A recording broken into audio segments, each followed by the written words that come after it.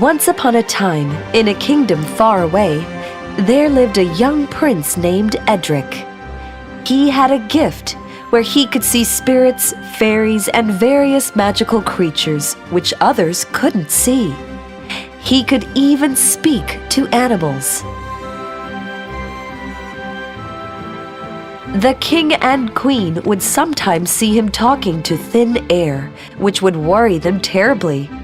It worried the king immensely, since his son was a good fighter, but didn't appreciate it as much as the king did.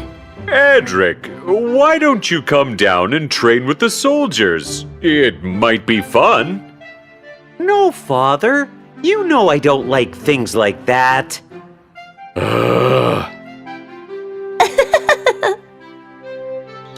One day, the king decided to train his soldiers in the western hills.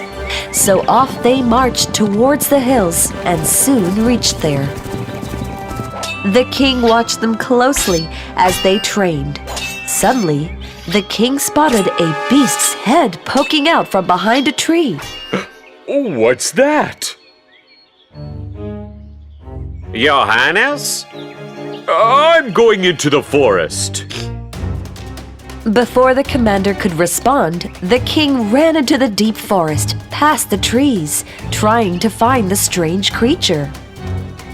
Suddenly, he found himself facing a great beast with 3 terrifying heads. I've conquered many great kingdoms. Conquering you will be easy.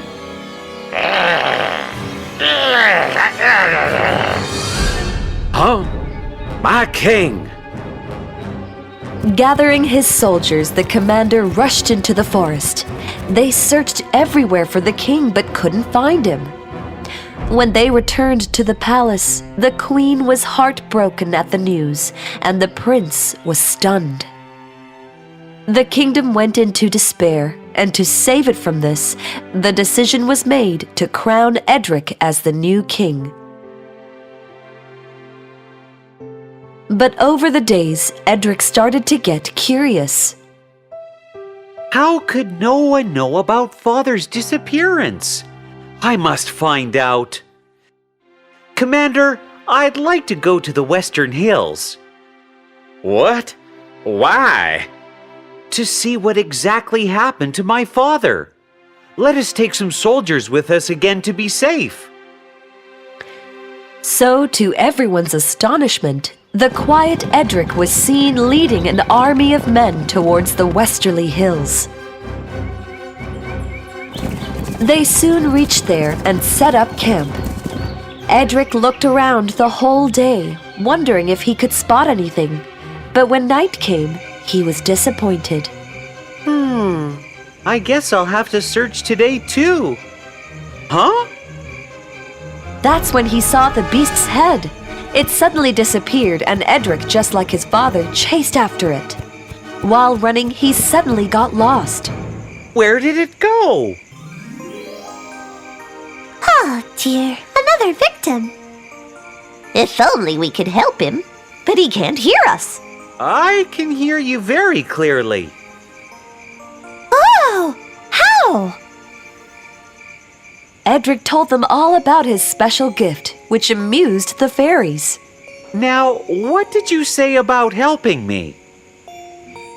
The fairies told Edric that the beast was actually a powerful genie, and that if he wanted to defeat it, he would need their help.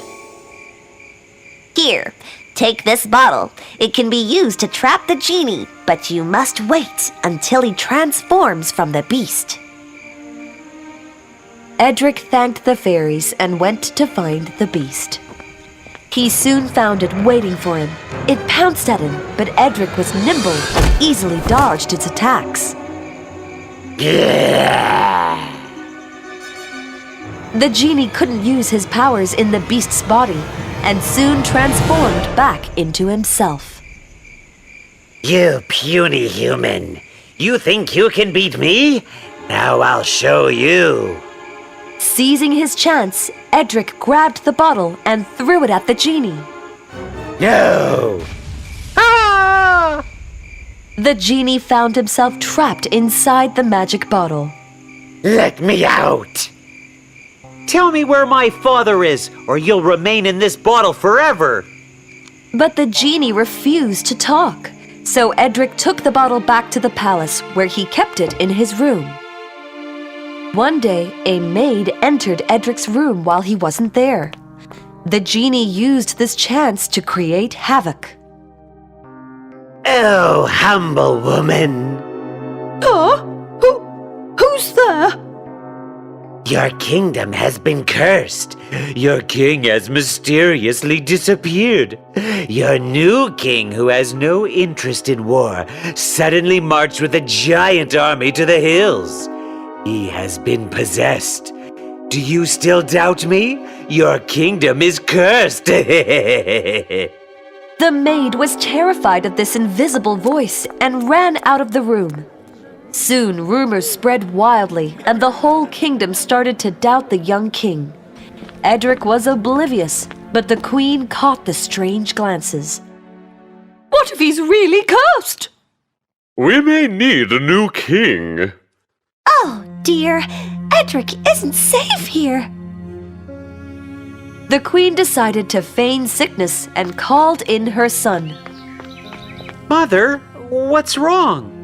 Son, I seem to have come down with some strange illness. I want you to go to the woods in the north. There, I've heard, lie spirits who grow magical herbs. Only you can see spirits, can't you? Edric was sad to leave his mother alone, but agreed to her wishes and left for the woods. Soon, he reached the woods, where he started searching for the spirits. While doing so, he heard a loud screaming. Ouch! This hurts so badly. Edric went to see who it was and found a huge tigress with a wounded leg. Oh, more trouble.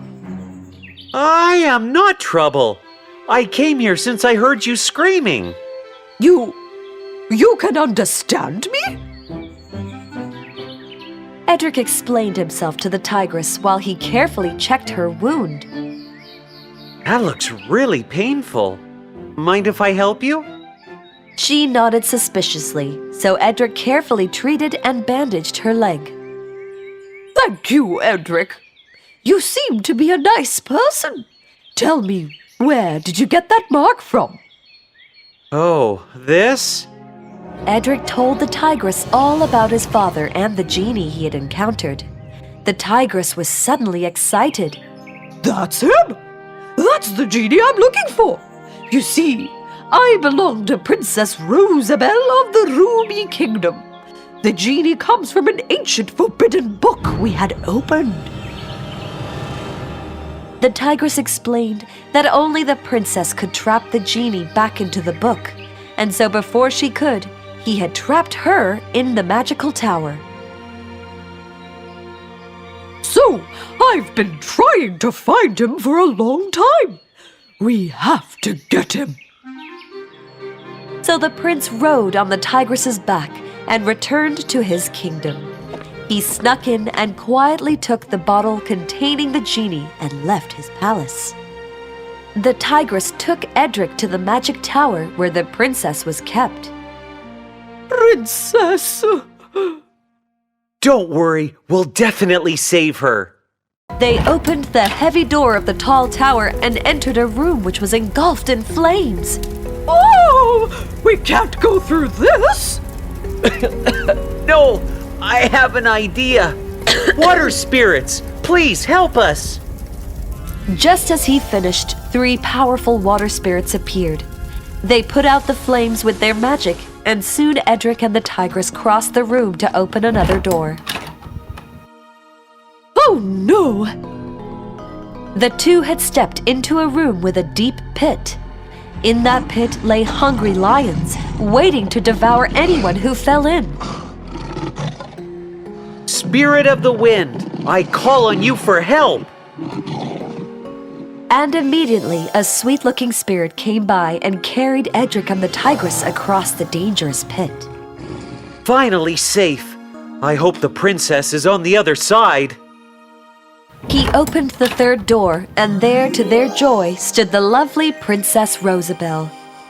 Princess! Tiggy! Wow, that's what you're called? Only my princess can call me that. Tiggy, who is this man? This is King Edric, and he has the genie with him. The tigress told Rosabelle everything. Rosabelle was overjoyed. Splendid! Then let's leave this place and go back to my kingdom. So the three of them traveled to Rosabelle's palace, and there she found the magic book which had contained the genie. Edric removed the magic bottle. Where am I? Oh no! Oh, mischievous genie, I, the Princess of Ruby Kingdom, command you to return to your book, to be sealed in it forever. No! Rosabelle shut the book, thus breaking the spell over Edric's father, who suddenly appeared before them. Father! Edric! Oh, Edric! The genie had trapped me in some dark place. The princess and tigress smiled at each other. Soon the king and Edric returned back to the kingdom. The queen cried with joy when she saw her husband return. Edric apologized for leaving her when she was so sick. Oh, I was never sick. I was scared that the kingdom had become dangerous for you, so I sent you away for a little while. Everyone was shocked at the return of the king. His Royal Majesty has returned. So has his son Edric. What does this mean? The king soon put the kingdom people's fear at rest. He explained all that happened to him. Do not doubt my son, for he saved my life and that of the Princess of Ruby Kingdom. The people cheered with the good news, and in the end, the whole kingdom lived happily.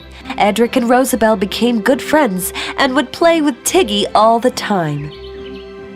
Hey, I said only the princess can call me that. Oh, sorry.